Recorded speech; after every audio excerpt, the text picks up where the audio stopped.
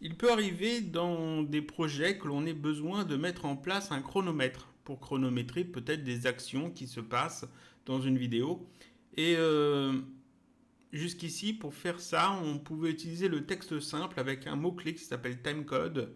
Donc dièse, timecode, dièse, c'est généralement le mot-clé qui est ajouté par défaut quand on ajoute un texte simple. Et ça ajoutait en fait une sorte de compteur qui correspondait en fait à une sorte de chronomètre. Le problème, c'est que c'est pas vraiment un chronomètre en fait, et ça donne assez peu de possibilités de modifier, de ajuster ce chronomètre. Alors, il y a un nouveau filtre qui est apparu qui s'appelle chronomètre, qui lui permet justement de gérer ça un petit peu mieux. On va voir ça tout de suite. Je vais ouvrir un projet de test tout basique. Voilà, c'est un projet où il y a juste quelques vidéos, juste pour tester des effets, des vidéos, des couleurs, etc. Mais on s'en fiche un petit peu. Ici, j'ai juste besoin de petits bouts de vidéo, donc on va faire des coupes. Je vais couper ça et ça. Je vais faire une coupe ici aussi. Voilà. Je vais retirer ce bout-là, ces deux bouts. Là, on va mettre ça. On va tout mettre sur la piste du bas d'ailleurs. Voilà. J'ai pas besoin de deux pistes. Alors, cette piste-là, je vais la retirer. Voilà, une seule piste, c'est parfait. Et donc ici j'ai un petit bout de vidéo. Alors j'ai coupé le son, voilà. J'ai un petit bout de vidéo, un autre petit bout de vidéo et encore un bout de vidéo. C'est parfait. Imaginons que cette vidéo-là soit une vidéo d'action, une vidéo peut-être où il se passe quelque chose qu'on a besoin de chronométrer. Ici la vidéo du milieu, imaginons, alors c'est pas le cas, hein, mais imaginons que c'est des explications sur ce qu'on vient de voir, sur la vidéo précédente. Peut-être une personne qui parle, qui explique ce qui a été chronométré. Et ensuite, ici, disons qu'on a une autre vidéo d'action qui est la suite de la première, on va dire. Et on veut que le chronomètre reprenne là où il s'était arrêté à cet endroit-là et qui continue jusqu'à la fin. C'est-à-dire qu'on veut qu'il y ait un chronomètre sur cette vidéo-là, qu'il n'y en ait pas ici, mais qu'il y en ait un ici. C'est quelque chose d'assez basique. Si on voulait faire ça avec le filtre texte simple, c'est possible, mais c'est un petit peu galère. Ici, avec le filtre chronomètre, c'est beaucoup plus simple. Je sélectionne ma première vidéo. Il y a le petit liseré rouge, elle est bien sélectionnée. Je vais dans les filtres, je fais le petit plus. Vidéo, je vais dans les filtres vidéo et je vais chercher le filtre chronomètre. Le voilà.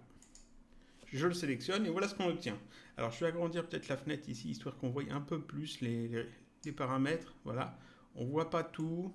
Il en manque un peu plus bas, mais bon, ça ira. Ça ira. Donc, ici on a la présélection, c'est comme dans tous les filtres. J'utilise jamais ces teinteurs, mais bon, c'est présent.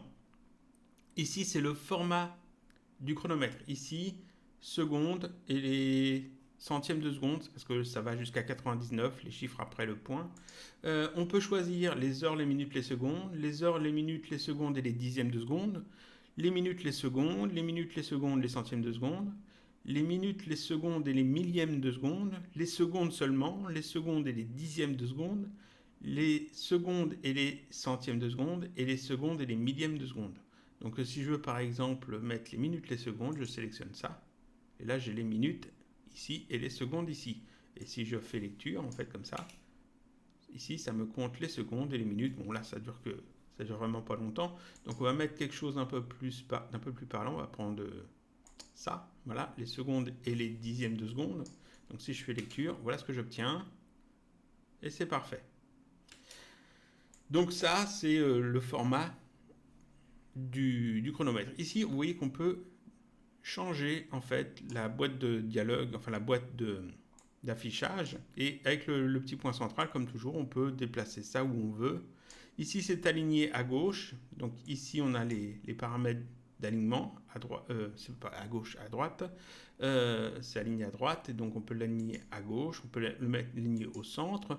Verticalement, ici, on peut voir que c'est mis en bas, on peut demander ce que ce soit au milieu ou en haut. Alors ici, comme ça prend toute la taille de la boîte, ça ne se voit pas trop, mais si je coche ici la taille de la police, pour utiliser la taille de la police de caractère, par exemple celle-là, on peut voir que ici, le chronomètre est effectivement en haut, ici il est effectivement au milieu, et ici il est effectivement en bas. Donc on va le mettre au milieu. Oui, au milieu et à droite. Donc on va faire un truc comme ça. Parfait. On peut changer la couleur, ici il est en blanc. Ici on peut changer la couleur. On va mettre du orange. Voilà, comme ça c'est du orange. Orange un peu moins vif, un peu plus foncé on va dire. Voilà, comme ça. Et puis on va mettre une police de caractère peut-être plus... Voyons. Plus épaisse. Comme ça, c'est parfait. Et là, si je fais lecture, j'ai un chronomètre qui tourne. Et c'est parfait. On va peut-être, pour la vidéo, pour que ce soit plus net, le mettre comme ça, sans la taille de la police. Donc voilà, on va peut-être mettre aussi le remettre en blanc. C'était juste pour vous montrer qu'on peut changer la couleur. Donc ici, on a déjà quelques réglages. Ici, on a la position, c'est la position de ce cadre-là. C'est-à-dire que ici, si je mets 0 et 0 ici, il va se caler ici tout en haut à gauche. Parce que ce point-là, c'est le point qui est indiqué ici et il se place ici en 0, 0. Ici, c'est la dimension du cadre. Donc ici, ma vidéo fait 1280 par 720. Donc ici, si je mets 1280 et 720, ça prend toute la place. Alors, c'est pas une... Non, c'est du 1920 par 1080. C'est vrai, pour ce projet-là, j'avais utilisé des images plus grandes. Donc voilà, ça prend toute la place. Mais vous voyez qu'on peut changer ça assez facilement pour le mettre à la dimension que l'on souhaite, au pixel près. Ici, on a le contour, c'est le contour autour du texte. Donc ici, je peux augmenter l'épaisseur, ça augmente l'épaisseur du contour. Je ne sais pas si ça se voit bien. Oui, ça se voit. Et ici, on a la couleur du contour qu'on peut modifier, pareil. Si je mets du rouge, voilà, j'ai un contour rouge. Et si je veux retirer ce contour, ici, il suffit de remettre 0. Voilà. Et ici, on va remettre du noir, histoire que ce soit propre. L'arrière-plan, c'est l'arrière-plan du texte. Ce n'est pas l'arrière-plan de toute la boîte, c'est seulement l'arrière-plan du texte. Ici, c'est un arrière-plan transparent, mais si je peux tout à fait prendre une couleur, voilà, et j'ai une couleur derrière le texte. Et ici, les marges, c'est pour augmenter les marges entre le texte et la bordure de l'arrière-plan. Alors voilà, ici, ça c'est pas très parlant parce qu'en fait, j'ai pas utilisé la taille de la police, mais ça augmente en fait cet écart-là. Donc ici, je vais remettre ça à 0. On va remettre ça à 0. Et ici, je vais remettre du transparent. Alors, pour mettre du transparent, je choisirai une couleur n'importe laquelle. Et ici, le canal alpha, je mets 0. Et je valide. Et c'est important de bien valider parce que vous voyez, il faut double valider. Sinon, il ne le prend pas forcément en compte. Donc ici, il faut bien mettre 0. OK. Voilà. Et là, ça fait bien du transparent. Donc ça, c'est les réglages basiques pour la mise en forme du chronomètre.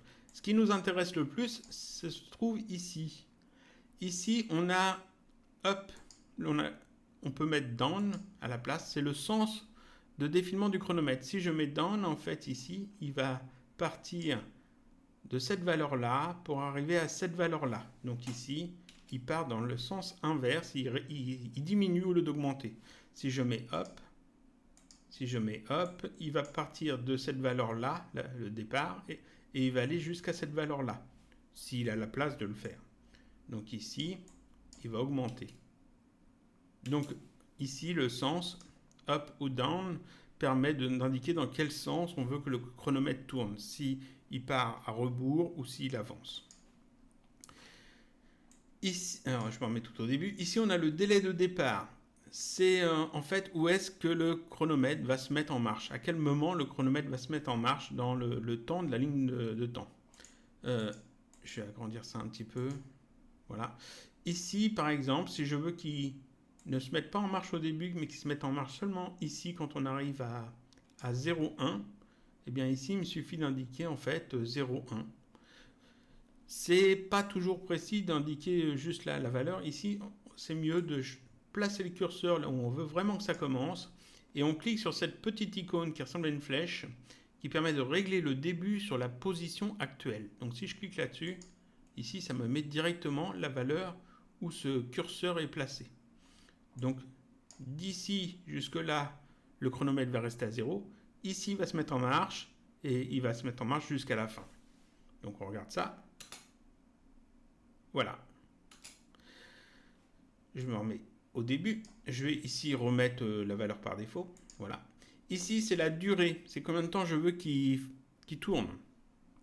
Si je veux qu'il se mette en marche à n'importe quel endroit, mais que je veux qu'il s'arrête quand il arrive ici, à, on va dire à 2, à 0,2, eh bien, il me suffit de régler cette valeur ici.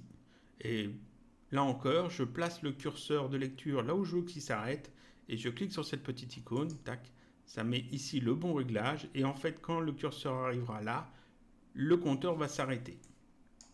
Quand il arrive là à peu près. Tac. Et donc sur les derniers instants, ici, il est resté figé. Et je vais remettre ça par défaut. Ici, c'est le décalage. C'est à partir de quelle valeur je veux qu'il commence. Ici, par défaut, il va commencer à 0,000.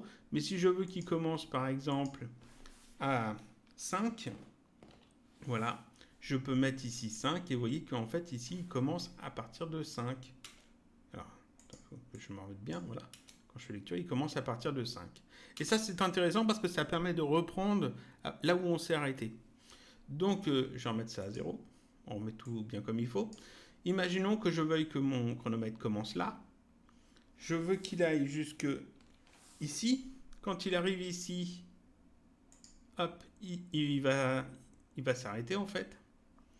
Il va s'arrêter à 0,2900. Ici, je ne veux pas qu'il y ait de chronomètre. Sur cette vidéo-là, je veux qu'il y ait un chronomètre. Alors, ce que je vais faire, c'est que je vais copier ce filtre avec ce petit bouton, copier le filtre, et je vais le coller là-dessus. Coller. Et donc là, je veux en fait qu'il démarre à cette valeur-là. Donc ici, je vais mettre 0,2 900. 900, il commencera à cette valeur-là. Je veux qu'il commence à cet endroit-là, donc c'est normal, et je veux qu'il se termine à la fin, à ce moment-là. Et donc on va voir ici un chronomètre qui commence ici, qui s'arrête là, enfin qui disparaît même complètement, et ici il reprend là où il s'était arrêté. On regarde ça tout de suite. Alors, voilà, je vais essayer de faire ça bien. On va se mettre comme ça, parfait. Là, il fonctionne, il disparaît, et il reprend là où il s'était arrêté. Donc ici, il s'était arrêté à 0,2 et quelques, et ici, il reprend à la suite 0,2 et quelques. Donc là, 0,289, si je regarde, voilà, 8, et là, il reprend à 0,29. Et donc là, j'ai utilisé le chronomètre, le fil chronomètre, pour commencer un chronomètre sur un bout de vidéo et le finir, le continuer ou plutôt sur un autre bout de vidéo. Et c'est tout bête, tout simple. Ça, c'est le filtre chronomètre. Ça sert donc pour ajouter des chronomètres sur les vidéos. Ça peut être intéressant sur les vidéos un peu scientifiques où vous avez besoin de montrer peut-être une réaction ou un mouvement ou quelque chose et le chronométrer. Ça peut être intéressant aussi pour plein de petites choses. On peut faire... on peut détourner ça un petit peu. Par exemple, ici, je pourrais mettre juste les secondes. Donc, j'ai des numéros qui vont de 0 à 60, enfin à 59. Et ça permet de faire un petit compteur, par exemple de 10 secondes. Ça pourrait être tout à fait utilisé pour faire un compteur de 10 secondes en augmentant ou en diminuant, par exemple. Si on veut faire plus de 60, il faudrait passer par autre chose que le chronomètre parce qu'ici on ne peut pas indiquer en fait une valeur qui augmente au-delà des secondes ou des minutes. Et puis voilà, et donc ici je pense avoir tout montré. Je regarde si j'ai rien oublié, non. Et donc ça c'est le filtre chronomètre, c'est un filtre tout basique, tout simple. Voilà.